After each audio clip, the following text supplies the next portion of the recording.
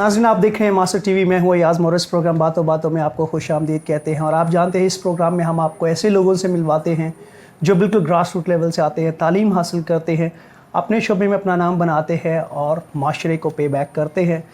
आज हमारे लिए खुशकिस्मती है कि पाकिस्तान के एक नामवर एजुकेशनिस्ट और पाथवे ब्रिटिश स्कूल की प्रिंसिपल मिस साजिदा खान हमारे साथ मौजूद हैं।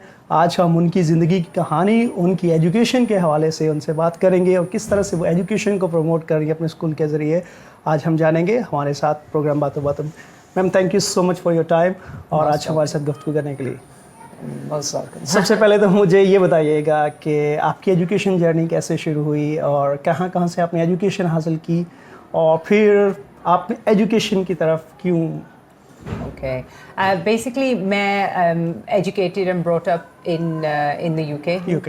और फिर उसके बाद मैं वहाँ पे एक टीचर थी, वहाँ पे मैंने सब कुछ सीखा और उसके बाद मैं वहाँ पे भी मैंने स्कूल में हेडशिप्स की हैं। UK के बाद मैं मुख्तलिफ मुल्कों में थी. Right. So I was in Doha for a while, looking after a British Islamic school. I worked in France, where I worked as a teacher in France as well. I've also worked in Dubai and Bahrain. So I've got a few countries where I've actually worked in education. From there, after that, I ended up in Karachi working in a school called, it was an embassy school over here, basically. So I worked for them and I gained a lot of experience from there as well as to how British education can be implemented in Pakistan. Yes. Okay. So I also noticed the difference between the system, the Pakistani system and the British system, and that is that the British way is more activity-based learning. So it was how to get that out to the people, as you said, at grassroots level. Yes. Because sometimes that type of education can be extremely expensive, especially in Karachi. So Judith Bradshaw had already started the school and I joined her in Pathways British School. She was the founder of the school and I really worked on the secondary side, on the secondary curriculum and implementing that, training the teachers and bringing that type of learning from England over here. Since then, we've, mashallah, now developed to quite a large establishment.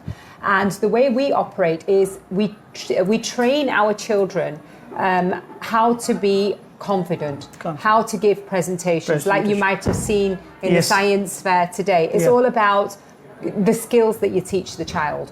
Academics are important, but so are the skills. So what I find is that the British teaching style is very much about the skills and the concepts being understood rather than, memory-based. I'm not saying that there's not a place for memory-based learning at all. You still have to memorize certain things, but really the focus is on the skills that the child knows. Now, for that to happen, you've got to train the teachers because obviously teachers are your team. You are nothing without your team. Teachers. Absolutely. So right. we have a fantastic team of teachers who have adapted their way of teaching to the British way of teaching, which is more activity-based, planning the lessons well, being flexible with the mood of the children, if you like, sometimes, because we are dealing with individuals all the time, and understanding that every child is an individual. I think that's very important as well. So with that, we've successfully managed to have this model here now where we are operating a British school. Wonderful. You have wonderful experience and journey. I would like to ask that what is the difference between Pakistani education system and British education system? As you already mentioned that it is activity based, and how can we Pakistani education system we can improve and learn from the British education system to give that confidence to the children and the skills based education to Pakistani? I think it's more focusing on concepts and it's focusing on the understanding and implementation of the concept. So it's not just learning the formula, it's actually about implementing that. Now, having been in this country now for many years, I have seen improvement across Pakistan. There is progress. There is 100% there is progress. From where, 10 years ago to now, I can see a huge change. So I think that needs to just carry on. That progress needs to carry on, and the key is training the teachers. Training the teachers. If we train the teachers, the rest happens. Okay. Once we've trained the teachers, it's the management to maintain. that training is being implemented. Because it's great to go on a course. It's great to go on this, course for activity-based teaching and learning and doing all those things. But then if that isn't carried throughout the whole school, system, then that doesn't actually, work as well. It will work for a while, but to get the result, that, in my opinion, is the key. Train the teachers. Teachers. You have mentioned very important aspect, the training of the teachers. As you know that from teachers who have been studied or educated from early 20th century, it's very different now, the situation, and especially due to pandemic, the whole education system is entirely changed, and the things have changed dramatically. How important is that to train teachers, that the students now who are coming now, they are more sharper, they are more intelligent, they are more connected with the internet and all these devices. Technology is a key part of education now, especially with coronavirus, and just like many schools, we had to become an online school overnight. Now our team were fantastic and they dealt with it, and we had to work very, very hard and very, very quickly at it, just like many other schools across Pakistan. We did that very successfully, and what we were doing is we were linking into other, mainly into England, into what are they implementing, and then Sir Michael Pearson, who works here as well, he was a key player in that, in implementing the systems for that. And then online trainings going on how to teach in coronavirus. Now, what we found is that has now changed the way that we're teaching. Even in nearly normal times, I know that we're operating with SOPs, but now online learning is becoming an integral part of our teaching system. That's what we're finding. It's been enforced on us in a way, and it's a good thing. It's a positive. So what we can do is take the positives from that, take the positives from the face-to-face, because we all know that the mental health of the children is better with the interaction, the face-to-face. They need to have that too. So the combination is going to be something that I think we will see across the world in education, not just in Pakistan. Across the world, I can see that this is going to have an impact. How mindset play an important role, especially for the teachers, to learn this new technology and to adopt and to cope with this new normal? Yeah, I think it's very, very important that the teachers are trained to do that, because the children are more tech savvy now. They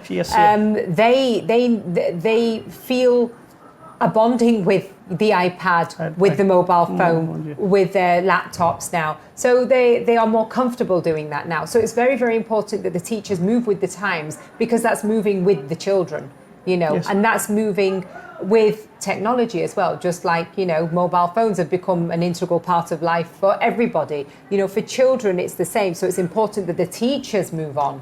And that's why I come back to training the teachers is what's very, very important. And then making sure that is followed through.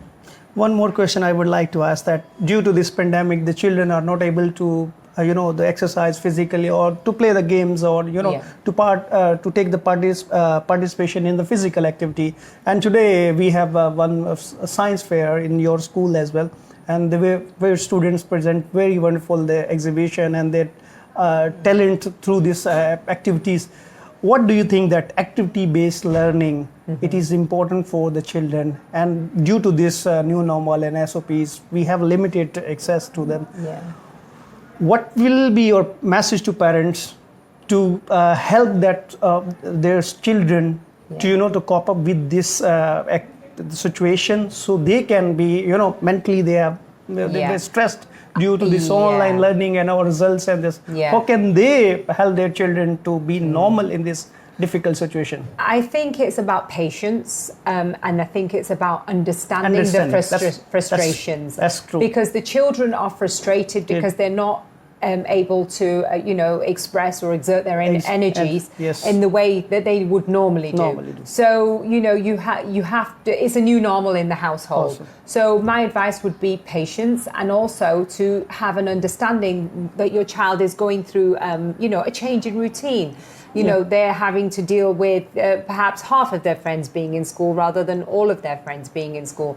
So I think it's very, very important that the parents are in communication with the their children, yes. and that they're in communication with the school. School, that's true. You know, it's all about teamwork, isn't Teamwork. it? It's the student, it's the parent, and it's the teacher. So this new normal is something that we all have to work at together to ensure that the child can still reach their maximum potential.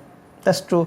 And you know, many students, they are worried about their education, their exam and their numbers because of their parents and all the society pressure. What will be your message to them? My message to them would be is work as hard as you can, apply yourself as well as you can. Yes. At the end of the day, everything isn't about the grades. It's about achievements in life. And as long as we're making progress, that is a key thing. We have to make progress in education, then we have achieved something.